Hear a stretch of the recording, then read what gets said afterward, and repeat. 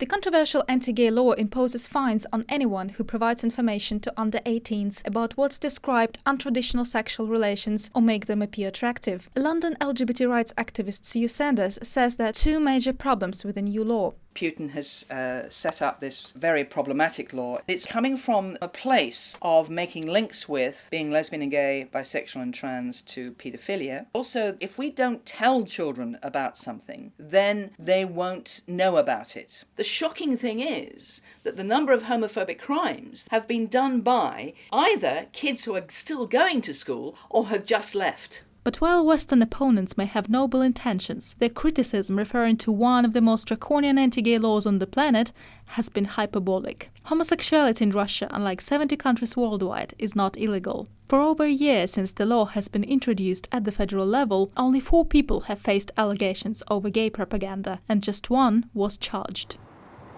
While still in discussion, the law initiative provoked the tide of gay violence in Moscow. To see what it looks like in a year since the law was adopted, I've come to St. Petersburg, the city where the infamous law was proposed. The city with the most ultra-conservative governance, but at the same time an unofficial gay city.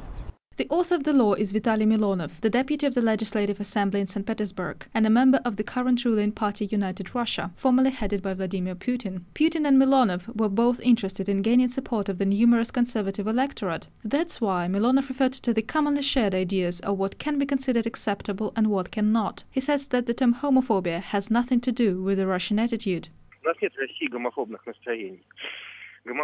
We have no homophobic attitudes in Russia. The term homophobia was invented by gays to call anyone who doesn't follow their poor, perverse standards. Instead, here's a normal attitude. Propaganda of everything immoral is considered unacceptable, and this is a constant in the Russian society. The law initiative gained the overwhelming support of the population, 88%, according to the Russian Public Opinion Research Center.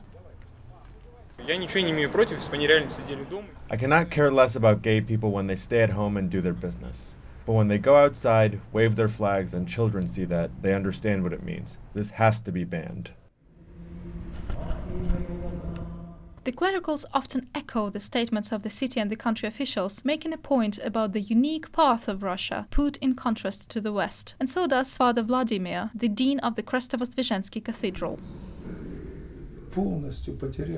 The West has entirely lost all human instincts to defend their own children, and now we are supposed to acquire that culture.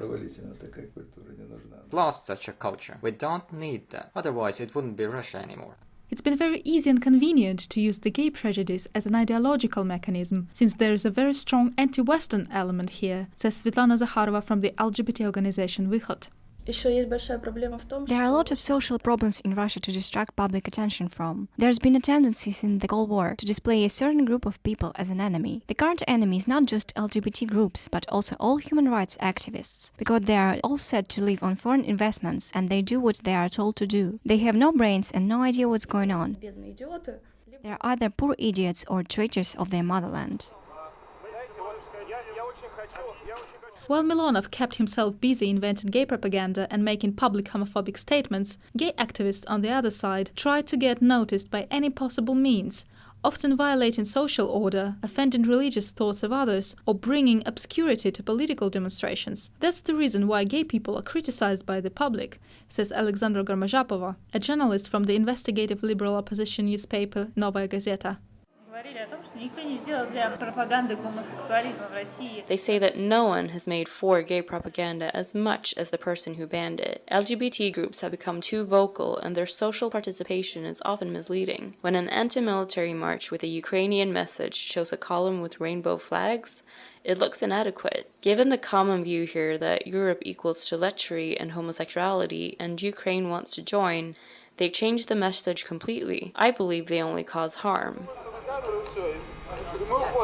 Russian gay community has seen a lot of attacks, physical but most of all verbal, coming from youngsters, concerned patriots and clerical circles, says Alexandra. But for the first time in history, they've heard so much openly aggressive homophobic statements from the officials, and there must be a reason for it. The most vocal of them, Milonov, has pursued his own interest by tirelessly repeating the word sodomy on central media channels, says Viktor Ovsykov, a journalist from the Anti-Corruption Fund. It was a genius, cleverest PR trick. It was his best idea for all the time of being a deputy. He's never done anything himself, just did what he was told to. And suddenly, bang, he's made something up all by himself. He had no idea it would cause such a stir. But wow, in no time it has made everyone excited. His colleague Alexandra from Novaya Gazeta says that Milonov's interest was even more than a PR strategy. Many LGBTs admit there's no problem with their rights. The discussion was created artificially to distract attention from real problems. Milonov has made a very good gain out of it. Many in the Legislative Assembly are familiar by hearsay how he rigs elections, as I made sure myself in the Kirovsky region during the presidential elections. By means of his rhetoric about gays, nudists, and whoever else he talks about, he managed to create a diversion. Besides adding to Putin's and Milonov's popularity and distracting attention from presidential election machinations, the law has made the work of LGBT activists considerably harder. There's little personal damage done, but activists have to plan their agenda much more carefully now. Last year's gay movie festival, for example, has seen an ugly provocation, says the festival director Gulia Sultanova. Milonov appeared at the screening of Blue is the Warmest Color, telling that there are minors in the cinema. Citing him, sodomites were holding underage inside. Later, he admitted that he arranged the whole drama. Underage truly were inside. They asked someone else to buy tickets for them and begged ticket collectors to let them in without a passport. As soon as the movie began, they stood up and started waving their passports that appeared out of nowhere, saying they were 16.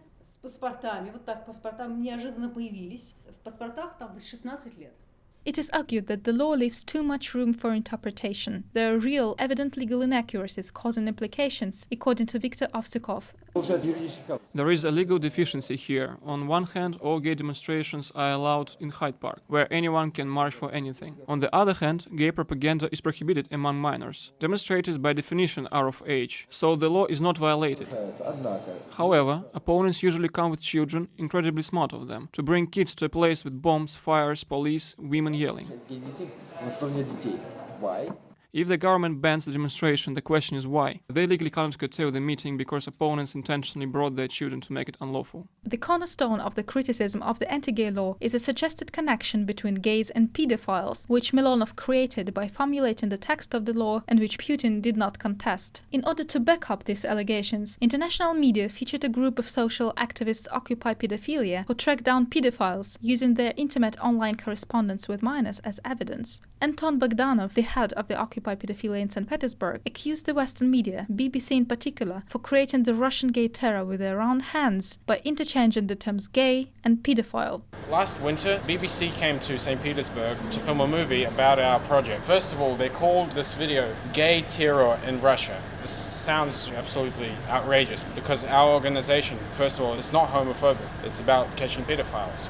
It's not our fault that 90% of the people that we catch are homosexuals. The BBC reporting did not just imply that Occupy Pedophilia members could attack any gay person if they choose it and go unpunished, says Anton Bogdanov. In fact, they've been very closely monitored by the police since the project was started 2 years ago. He also says that some truth was lost in translation. Our fellows were speaking in Russian. Mikhail told to sit the pedophile down on the couch, and BBC translated it as send him down before I cut his fingers off. The hysteria over the anti-gay law has dispersed over time as more important agendas came up, but the law has definitely made gay people's lives more complicated. Still, there is a place for optimism, says Gulia Sultanova, the LGBT organization Bok-o-Bok. Good news is that a blunt violation of gay people's rights will not go unnoticed anymore. This year's developments have shown that the Russian LGBT activists have made a big step forward in securing a safe place for an LGBT minority in the Russian society. In September last year, the organization Heterosexuals for Gay Rights held a demonstration on the Field of Mars in St. Petersburg. The work of the police was flawless. When activists went out on a square with banners, they were speechless because they didn't know what to do. No one chased them anymore.